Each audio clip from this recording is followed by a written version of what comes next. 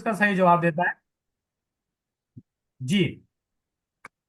तो इसका वैसे तो जवाब यही है कि डाल्यूट से कंसंट्रेटेड की तरफ आएगा। अब आप कहेंगे सर दोनों, हाँ कुछ पार्टिकल आपको नजर आएंगे इनिशियली, बट एक्चुअली एक्चुअली जैसे आप हम देखते हैं पानी का बहाव जब ज्यादा होता है वो कम की तरफ जाता है, ठीक है। तो एक्चुअली वो मूव करेगा डाल्यूट से कंसंट्रेटेड की तरफ, ठीक है। हमने क्या लिखा ऊपर, from a region of lower solutes, वहां से मूव करेगा जहां से ये के लोअर सॉल्यूट्स कंसंट्रेशन, जहां पर सॉल्यूट्स की कंसंट्रेशन कम है। अब बताओ ये एरिया, अभी अभी आपने मुझे जवाब दिया था कि सर यहाँ पर सॉल्यूट्स की कंसंट्रेशन क्या है, कम है, या यूं कह सकते हैं सॉल्वेंट की कंसंट्रेशन ज्यादा है। आप यूं भी बोल सकते हैं कि कहां से मूव करेगा, जहां पर सॉल्यूट की कंसंट्रेशन कम है या सॉल्वेंट की कंसंट्रेशन ज्यादा है।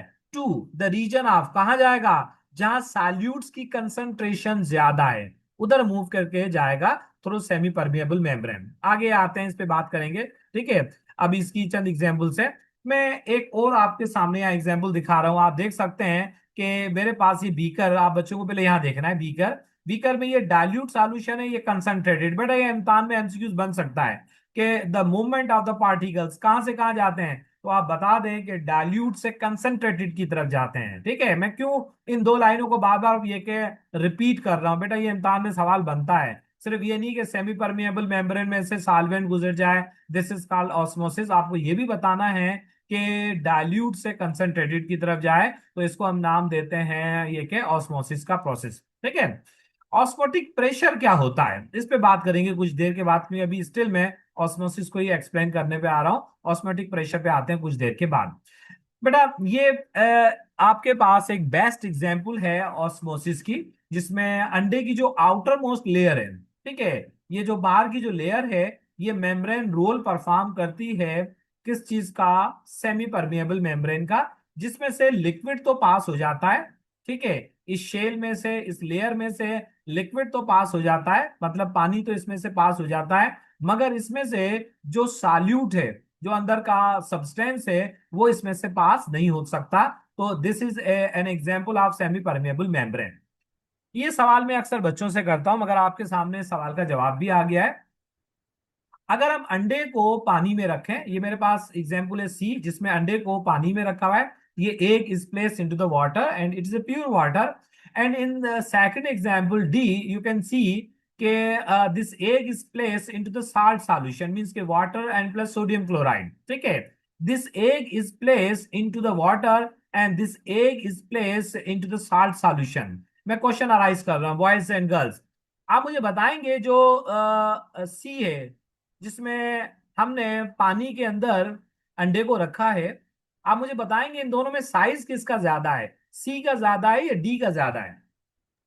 सर सी। सी। सी का जी, ज्यादा है। अब्दुल्ला आप भी जवाब देंगे, सी या डी? सी। सर अच्छा, सी। अब मेरा सवाल आपसे मजीद ये है कि why C is swell into the water. C जो है, इसमें अंडा जो है वो स्वेल अप हुआ हुआ है और उसका साइज इंक्रीज हुआ है। कोई बताएगा इसका रीजन क्या है, क्यों इसका साइज इंक्रीज हो गया?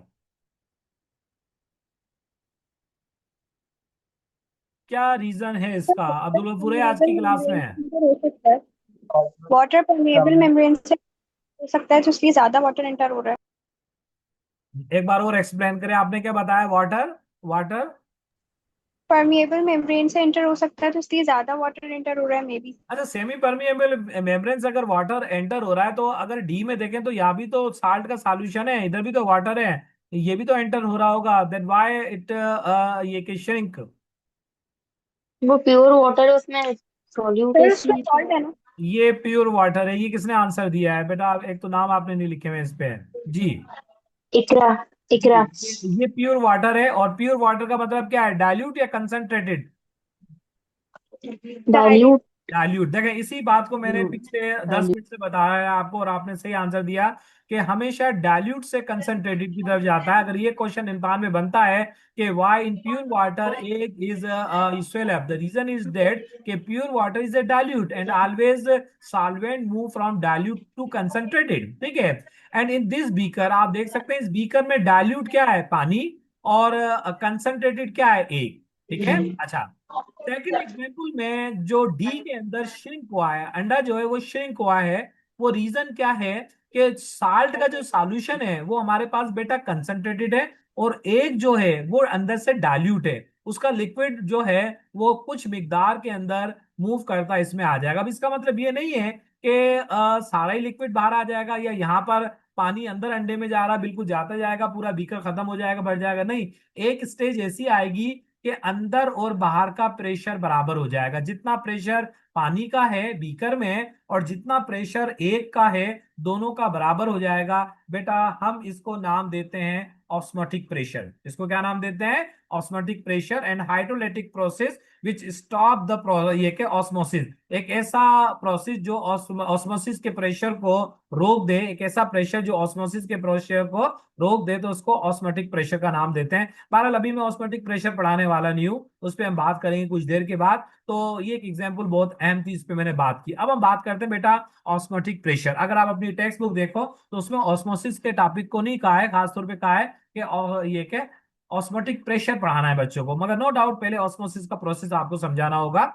ऑस्मोटिक प्रेशर होता क्या है? It is an hydrolytic pressure exerted by the solution which stop the process of osmosis। मैं इसको ऐसे कहता हूं बेटा, आपको पता है कि डाइल्यूट से सॉल्यूशन, ये वाटर है, डाइल्यूट से कंसंट्रेटेड की तरफ ये के मूव करता है, ठीक, ऐसे ही होता है ऑस्मोसिस में, डाइल्यूट से कंसंट्रेटेड की तरफ। मैं कहूं कि नहीं भाई, जो पानी आ रहा है डाइल्यूट से कंसंट्रेटेड की तरफ, इसको रोको, इसको रोको, इसको प्रेशर लगाओ। हमने यहां से क्या किया, इसको प्रेशर लगाया और इसको रोका, ठीक है, और प्रेशर लगाने से ये लिक्विड आना बंद हो गया। तो इस प्रेशर को नाम देंगे, this external pressure is called osmotic pressure, ठीक है।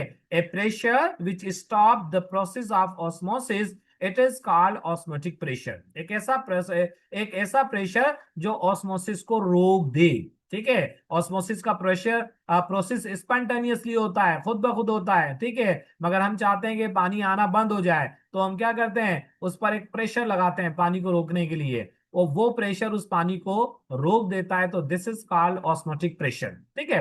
बेटा बायो में ये टर्म्स आपने फ्रीक्वेंटली पढ़े होंगे। तीन टर्म्स हैं जो इस्तेमाल किए जाते हैं, हाइपोटोनिक मीडियम, आइसोटोनिक मीडियम और हाइपरटोनिक मीडियम। पहले हम बात करते हैं हाइपोटोनिक मीडियम। याद रखना, हाइपोटोनिक मीडियम क्या होता है? जिसमें वाटर जो है वो एंटर हो, ठीक है। वाटर मतलब डाइल्यूट सॉल्यूशन, किसी किसी भी, हम इसको चले ये एग्जांपल ले लेते हैं, अंडा है, ठीक है, इसमें एंटर हो, या ये कि उसमें किसी भी ऑब्जेक्ट में एंटर हो, तो यहाँ इस ऐसे सॉल्यूशन को नाम देंगे हाइपोटोनिक सॉल्यूशन। अभी आपने कुछ देर पहले देखा था कि अंडा जो था वो स्वेलअप हो गया था, फूल गया था, क्योंकि उसमें लिक्विड वाटर अंदर जा रहा था। तो हम उस मीडियम को अगर पूछा जाए क्या है, दैट इज कॉल्ड हाइपोटोनिक, ठीक है। अच्छा, उसके बाद है हाइपरटोनिक। एक्चुअल तो ये दो हैं, हाइपोटोनिक, हाइपरटोनिक। हाइपरटोनिक क्या होता है? जिसमें बाहर से पानी नहीं आए, बल्कि हमारे पास जो सब्सटेंस है, एग है, उसमें से लिक्विड बाहर जाए, ठीक है, उसको हम कहते हैं हाइपरटोनिक मीडियम। एक मीडियम ऐसा होता है कि जिसमें कोई भी ना बाहर या अंदर से कोई भी मूवमेंट सॉल्वेंट की नहीं हो, और बिल्कुल सेम हो, and that is called isotonic medium. इसको क्या नाम देंगे? Isotonic medium. There is no movement of the solvent particles in and out, this is called ये के हाइपो आइसोटोनिक मीडियम। ये तीन मीडियम होते हैं। आपने देखा होगा कि ये मामला आमतौर पर सेल पे भी होता है, हाइपरटोनिक भी होते हैं, आइसोटोनिक भी होते हैं और हाइपोटोनिक भी होते हैं। ये आपको डायग्राम बहुत अच्छी तरह से एक्सप्लेन करेगी हाइपरटोनिक में, ठीक है। हाइपरटोनिक में हम देख रहे हैं वाटर बाहर जा रहा है, हाइपोटोनिक में वाटर इन हो रहा है, और आइसोटोनिक में दोनों चीजें, वाटर इन और आउट हो रहा है, ठीक है, या दोनों चीजें स्टॉप भी हो सकती हैं, एक ही बात है, ठीक है। अच्छा, डेली लाइफ में ऑस्मोसिस का होता है, आप देखते हैं बॉटनी में आपने पढ़ा होगा, ये जो ट्रांसपायरेशन का प्रोसेस होता है, जिसमें वाटर जो है वो मूव करता है। जो बड़े प्लांट होते हैं, जो ट्रीज होते हैं, वो बेटा अपना पानी खुद हासिल करते हैं, रूट से आता है through the process of osmosis, ठीक है। तो रूट्स के तहत ये मूव करता है, ये ऑस्मोसिस की एग्जांपल है। इसी तरह फ्रेश वाटर बायोलॉजी अगर हम पढ़ें तो आप देखेंगे जो फिश जो है वाटर को एब्जॉर्ब करती है। आपने पढ़ा होगा कि हम जो ऑक्सीजन लेते हैं वो एटमॉस्फेयर से, मगर फिश जो ऑक्सीजन लेती है वो वाटर से लेती है, ठीक है।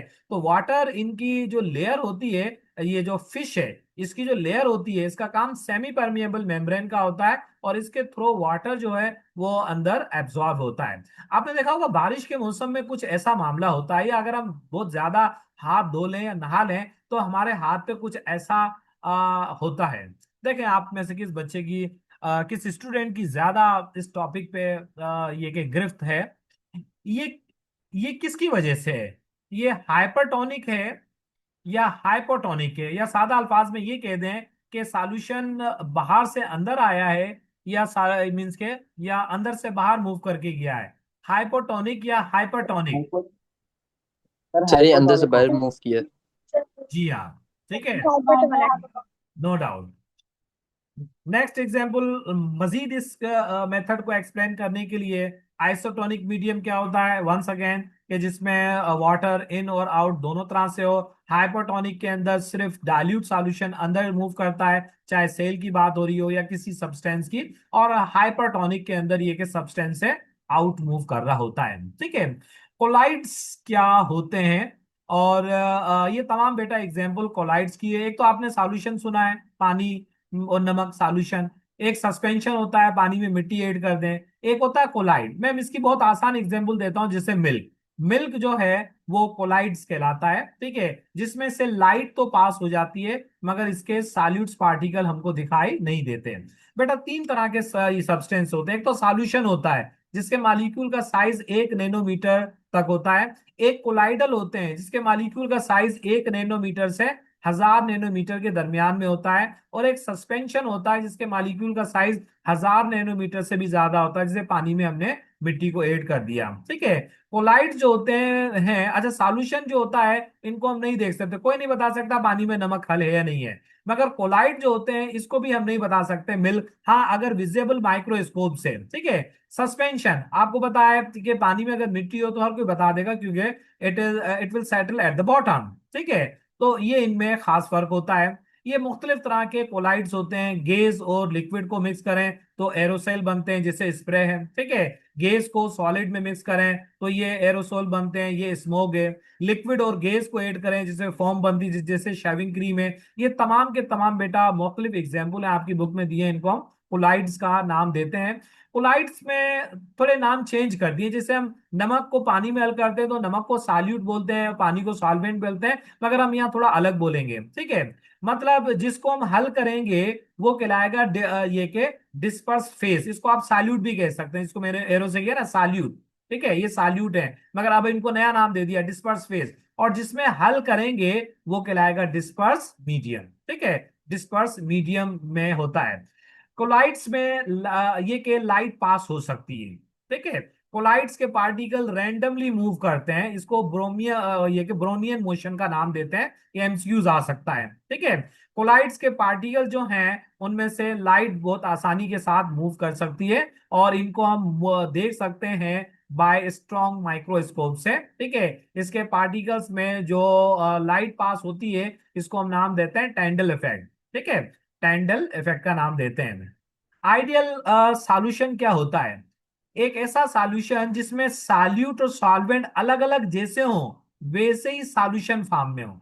ऐसा नहीं है अलग अलग नेचर कुछ और रखते हैं और सॉल्यूशन फॉर्म में उनकी नेचर कुछ होती है। ऐसे सॉल्यूशन को आइडियल सॉल्यूशन का नाम देते हैं, जिसे आइडियल ये के केसेस भी होती हैं, ठीक है। चलें बहरहाल स्टूडेंट, आज के लिए इतना ही काफी है। इसकी जो कुछ रिकॉर्डिंग मैंने ऑस्मोसिस तक की है वो मैं आपके ग्रुप में सेंड कर दूंगा, और इसकी पावर पॉइंट प्रेजेंटेशन भी, ठीक है।